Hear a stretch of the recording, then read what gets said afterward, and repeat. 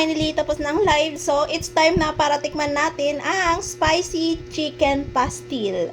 First time kong makatikim nito ng chicken pastil. Pag inamoy mo siya, parang adobo din siya. Pero may kakaiba eh. Parang adobong prinito. Hindi ko alam Pero kukuha muna akong kanin. So, mapapadami ka daw ng kain dito pag ito yung ulam mo. I don't know. Pero try natin. Ooh. Ganito yung itsura niya. Para siyang shredded. Shredded chicken. Yes. Spicy. Oh. Ikaw na. Pero tinikman ko na to kanina and masarap siya ha. Ay, ang sarap niya nga. Legit. It looks delicious. Mapaparami ka ba ng kain o mapaparami ka ng ulam? Iba nga kinakamay ko.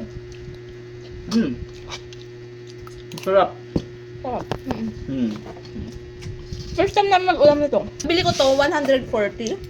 Pero, check nyo pa rin guys kasi minsan pa iba-iba ng promotion. Pag bumili kayo dito sa TikTok. Try nyo dito sa basket kung magkano na siya ngayon. Pero ang sarap niya. Pero para sa akin, Carry naman. perfect. 10 out of 10. Ang sarap. Try nyo na.